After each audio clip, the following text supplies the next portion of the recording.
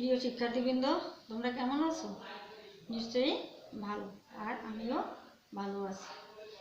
আমি ঝর্ণা রানী মণ্ডল, ঘণ্টামানিক মাধ্যমিক বালিকা বিদ্যালয় অনলাইনের ক্লাসের পক্ষ থেকে সবাইকে সুস্বাগত। আজকে তোমাদের পাঠের বিষয় অর্থনীতি, শ্রেণী নবম ও দশম।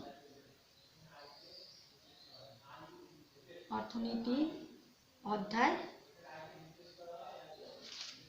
চতুর্থ।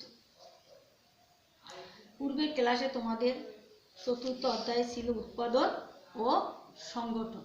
পূর্বের ক্লাসে তোমাদের উৎপাদন এবং সংগঠনের বিস্তারিত আলোচনা করেছি। আজকে আমরা আলোচনা করব সংগঠন ও এর বিকাশ।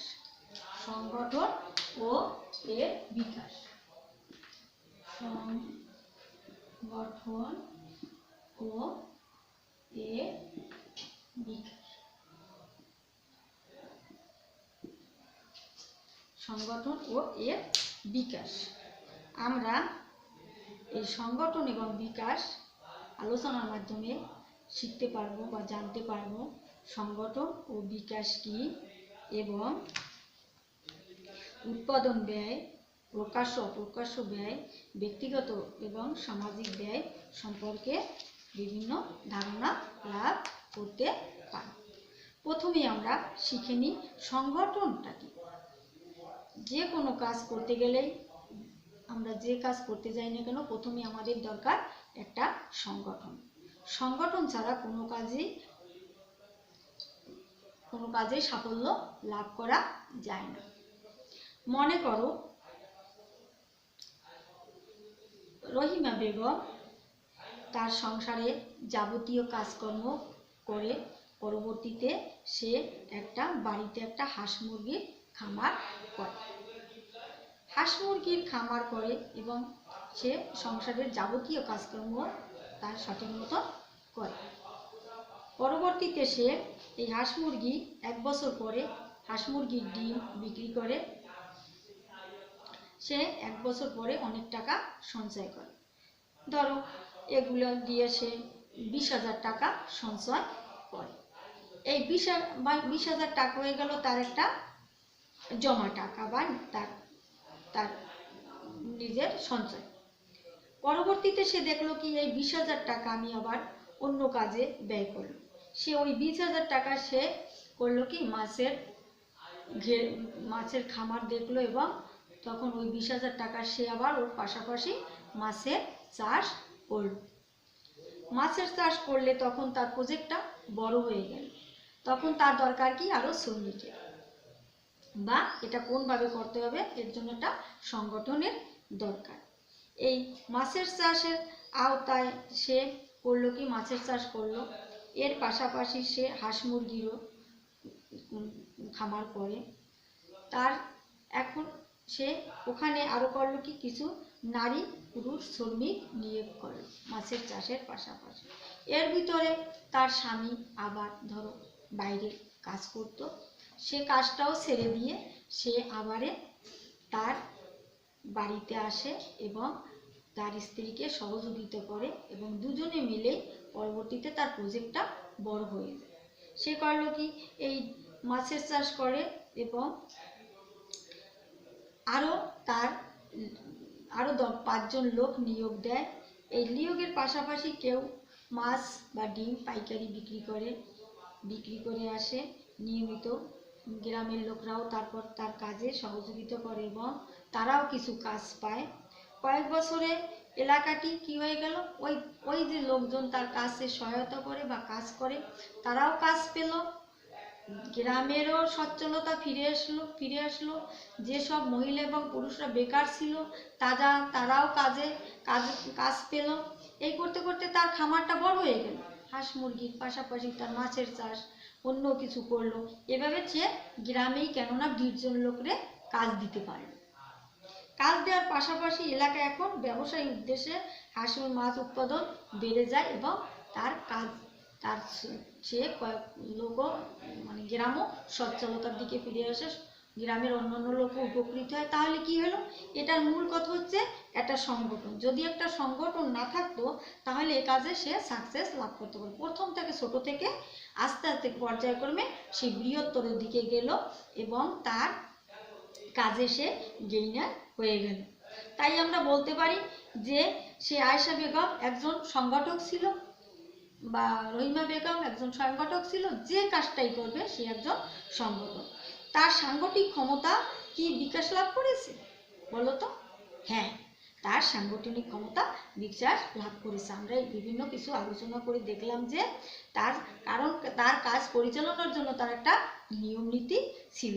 সেইভাবে সে একটা সংগঠন তৈরি করে সে সংগঠনের দিকে এগিয়ে গিয়ে সে তার গ্রামকে সচ্ছলতার দিকে ফিরিয়ে এনেছে। তাহলে ব্যবসায়িক উদ্দেশ্যে উদ্যোগী কার্যক্রম পরিচালনা নিয়ন্ত্রণ করাকে সংগঠন বলে। সত্যিকার অর্থে সংগঠন ছাড়া উৎপাদন করা সম্ভব নয়।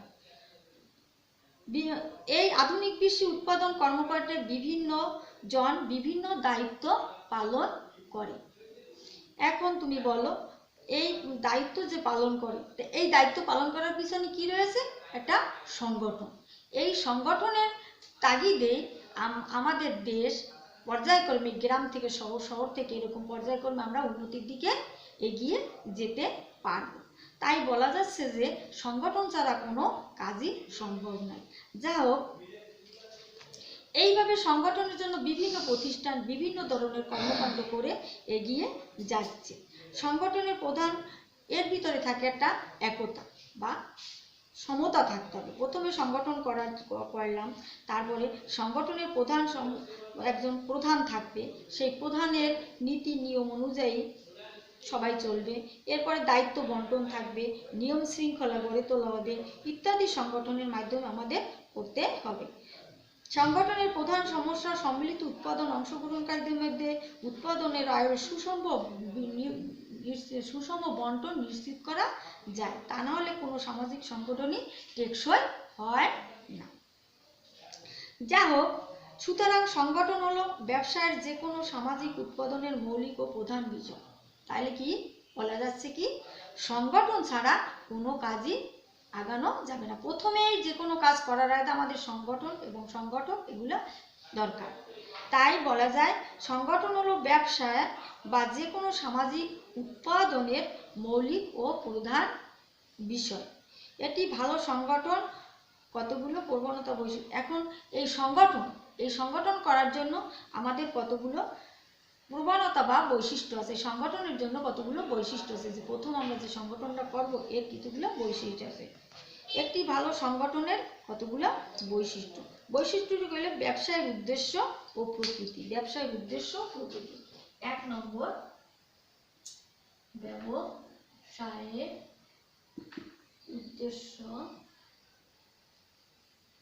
উদ্দেশ্য ও প্রকৃতি। ব্যবসায়ের উদ্দেশ্য ও প্রকৃতি। 1 নম্বর হচ্ছে এই সংগঠনের বৈশিষ্ট্য। 1 নম্বর হচ্ছে ব্যবসার উদ্যোগ বা প্রকৃতি। সংগঠনের প্রথম ধাপে রয়েছে ব্যবসার উদ্দেশ্য কি হবে তা আগে নির্ধারণ করতে হবে। ব্যবসায়ের উদ্দেশ্য প্রকৃতি অনুসারে ব্যবসায়ের সাংগঠনিক রূপ তৈরি করতে হবে। এই উদ্দেশ্যসমূহের মধ্যে রয়েছে কোনটি মুখ্য, কোনটি গৌণ, কোনটি স্বল্পমেয়াদী, কোনটি দীর্ঘমেয়াদী তা নির্ধারণ করে নিতে হবে। তাহলে বোঝা গেল সংগঠন। প্রথমে আমরা চিন্তা করব একটা সংগঠন করার জন্য আমার এই কোনটা ভালো হবে বা সংগঠনের, তারপরে বৈশিষ্ট্যটা দেখতে হবে। এই বৈশিষ্ট্যর প্রথম ধাপে আছে ব্যবসার উদ্দেশ্য ও প্রকৃতি। তাই এই ব্যবসায় যখন আমরা যাব তখন বলতে হবে এর মুখ্য উদ্দেশ্যটা কি, তারপরে এর গৌণটা কি, তারপরে মেয়াদটা স্বল্প মেয়াদী না দীর্ঘমেয়াদী। বুঝতে পারছো? এর ভিতরে আছে ব্যবসায়ের কার্যাবলী নির্ধারণ। দুইটা আছে, ব্যবসার কার্যাবলী নির্ধারণ।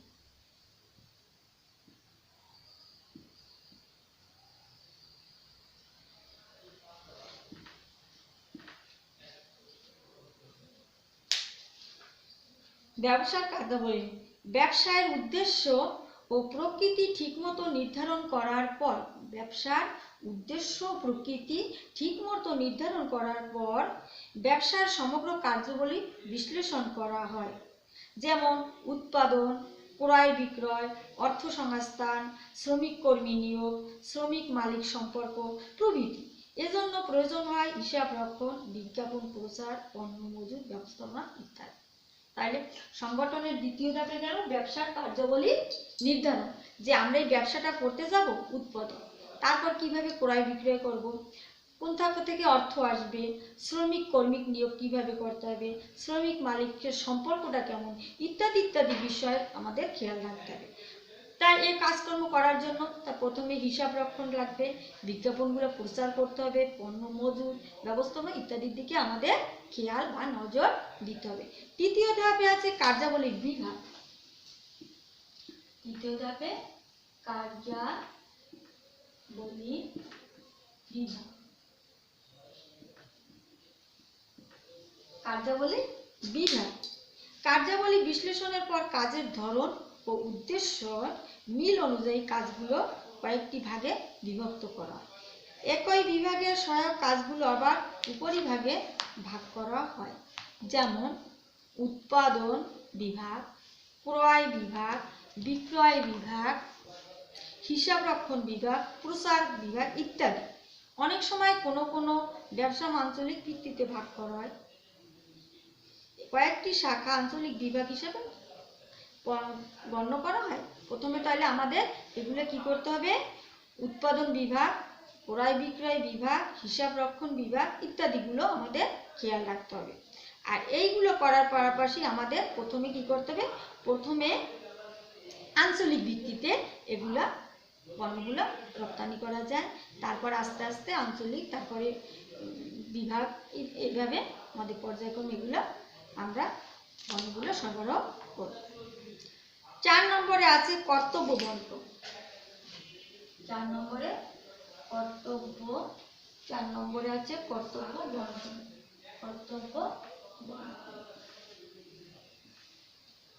কর্তব্য বন্টন সাধারণত ব্যবসার প্রতিটি কর্মীর উপর একটি নির্দিষ্ট কাজের ভার অর্পণ করা হয়।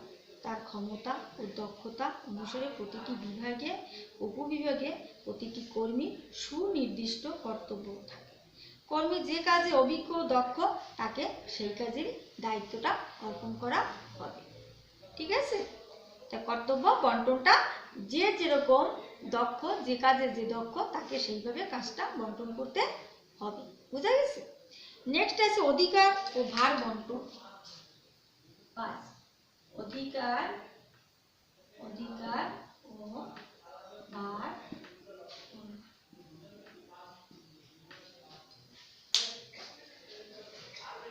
যে অধিকার তার অর্পণ বলতে কর্তব্য পালনের উপযুক্ত কার্যনির্বাহী ক্ষমতা অধিকার বোঝায়। প্রতিটি কর্মীকে তার স্বাধীনভাবে নির্বিঘ্নে যথাযথভাবে কাজ করার তাকে সুযোগ দিতে হবে। অধিকার ও ভার বন্টন, যাতে তাকে যে কাজটা দিতে হবে, যে তাকে তার কাজ করার স্বাধীনতা দিতে হবে, যাতে সে নিজের মতন করে তার কাজটাকে সুন্দরভাবে সে করতে পারে। তাহলে বোঝা গেছে যে তাকে এমন দায়িত্ব দিতে হবে সেটা সে ফ্রিলি ভাবে করতে পারে। অধিকার ও ভার বন্টন, তার সেই অধিকারটা এবং সেইভাবে সে কাজটা করতে পারে। তাহলে আমরা সংগঠনের বিকাশটা বুঝতে পারলাম এবং ব্যবসা ক্ষেত্রে সংগঠন ছাড়া ব্যবসা সাফল্য লাভ করা যায়। এখন সংগঠনের আমরা 4টি ধাপ, এর বৈশিষ্ট্যগুলো আমরা জানতে পারলাম। 1 ছিল কি, ব্যবসার উদ্দেশ্য প্রকৃতি। 2 ব্যবসার কার্যাবলী নির্ধারণ। 3 ছিল কার্যাবলীর বিভাগ। 4 ছিল কর্তব্য বন্টন। 5 অধিকার ও ভার বন্টন। ওকে, নেক্সটে আমরা যাব এই উৎপাদন ব্যয়। এখন এই কাজগুলো করতে হলে আমাদের কিসের প্রয়োজন? অর্থের প্রয়োজন। অর্থ ছাড়া তো আমরা এটাই কাজে সাকসেস করা যাবে না। ধরো বাগানে একজন চাষি, সে 1 একর জমিতে সে লিচু চাষ করে, লিচু চাষ করার পরে সে তার এক বাৎসরিক তার 20,000 টাকা ইনকাম হলো। এখন ওই ইনকামটা সে কি করলো, ওই ইনকামের যে টাকাটা কিভাবে হলো, ওই যে চাষি যে চাষ করলো ওর পিছনে তার শ্রম দিতে হয়েছে। কিরকম শ্রম দিতে হয়েছে, ধরো উপকরণ বাবদ তার ব্যয় হয়েছে, দ্বিতীয় তার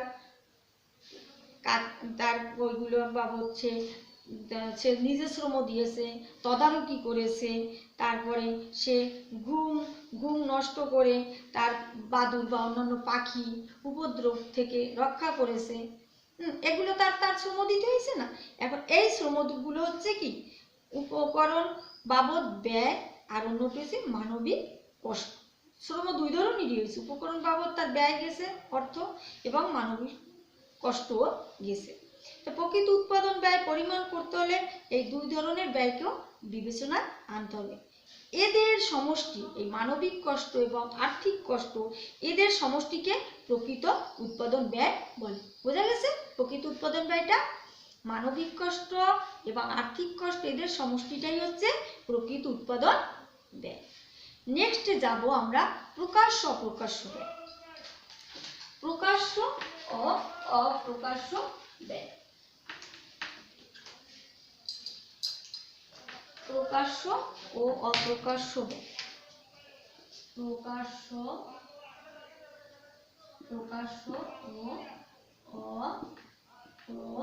অপ্রকাশ্য ব্যয়। প্রকাশ্য অপ্রকাশ্য ব্যয় এটা হচ্ছে কি, যে ব্যয়টা কোনো উৎপাদন প্রতিষ্ঠান ভাড়া, উপকরণ ও শ্রম শক্তি ক্রয়ের জন্য দৃশ্যমান যে ব্যয় করে, এদের সমষ্টিকে প্রকাশ্য ব্যয় বলে। যেমন উৎপাদনী প্রতিষ্ঠান বা ফার্মে কর্মরত মানুষের বেতন ভাতা, এগুলো প্রকাশ্য ব্যয়। অপ্রকাশ্য ব্যয়টা হচ্ছে কি, যে তুমি যে শ্রম দিচ্ছ, উদ্যোক্তা নিজের শ্রমের মূল্য ও অন্যান্য ব্যয়, স্বনিয়োজিত সম্পদের খরচ, যেমন নিজের বাড়িতে ব্যবসা প্রতিষ্ঠান, কারখানা স্থাপন, অফিস বানানো ইত্যাদি প্রকাশ্য ব্যয়। এদের ব্যয় যেমন ব্যক্তি মালিকানাধীন ফার্মের ক্ষেত্রে ব্যক্তি নিজের বেতন পৃথকভাবে হিসেব না করে মুনাফাকে তার সেবায় পারিশ্রমিক হিসেবে গণ্য করে। এক্ষেত্রে মালিকদের যে কোনো রকমের ভাতা দিই, মালিকরা যে ভাতাটা পায়, এই ভাতাটি সে মুনাফা হিসেবে নিয়ে গেল, এটা হচ্ছে এই ভাতাটিটাই অপ্রকাশ্য ব্যয় হিসেবে গণ্য হয়। বোঝা গেছে? আমি আরেকটুখানি আলোচনা করব সর্বশেষে ব্যক্তিগত ও সামাজিক ব্যয়। আরেকটুখানি আলোচনা ব্যক্তিগত ও সামাজিক ব্যয়। ব্যক্তিগত ও সামাজিক।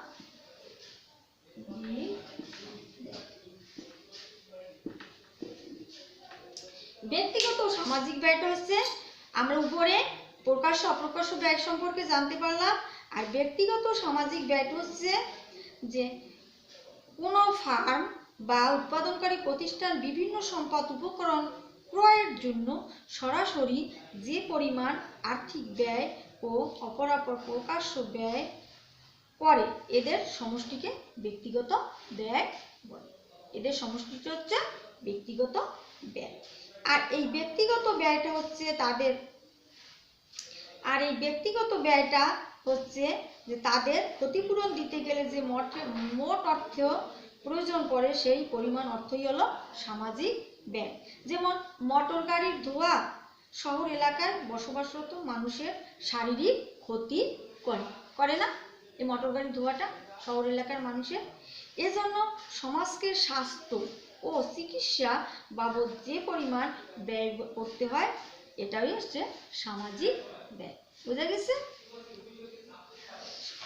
সামাজিক ব্যয় ব্যক্তিগত ব্যয় প্রতিফলিত হলে ব্যক্তিগত ব্যয় সামাজিক ব্যয় প্রতিফলিত নাও হতে পারে।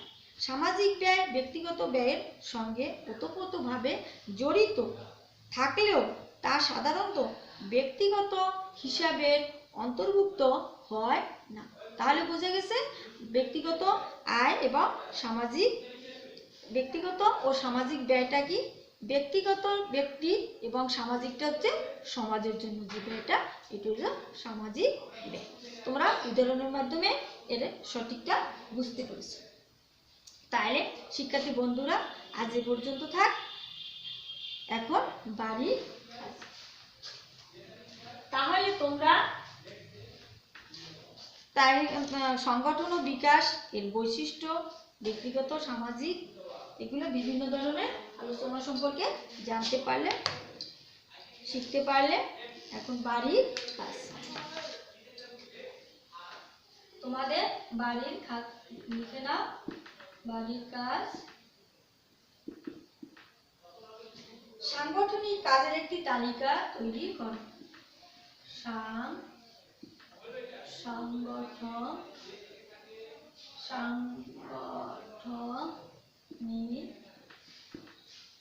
কাজের একটি তালিকা তৈরি করো। সাংগঠনিক কাজের একটি তালিকা তৈরি করো। একটি উৎপাদনী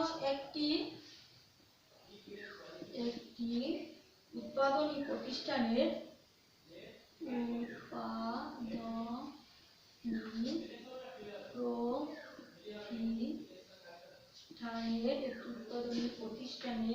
প্রকাশ্য অপ্রকাশ্য ব্যয়,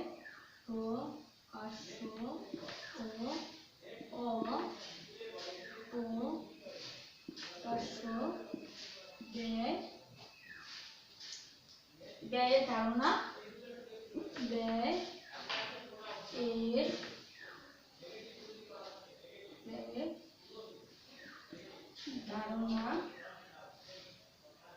জানা কেন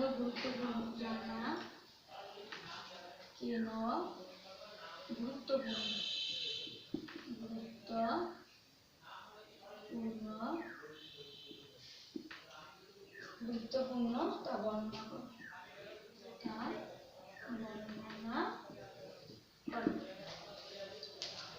প্রিয় শিক্ষার্থীরা, বাড়ির কাজ সাংগঠনিক কাজের একটি তালিকা তৈরি করো। একটি উৎপাদনী প্রতিষ্ঠানের প্রকাশ্য অপ্রকাশ্য ব্যয়ের ধারণা জানা কেন গুরুত্বপূর্ণ তা বর্ণনা করো। তাহলে বন্ধুগণ, আজকে এ পর্যন্ত। তোমরা সবাই সুস্থ থাকো, ভালো থাকো এই কামনা করে এখনকার মতো বিদায় নিচ্ছি। ধন্যবাদ।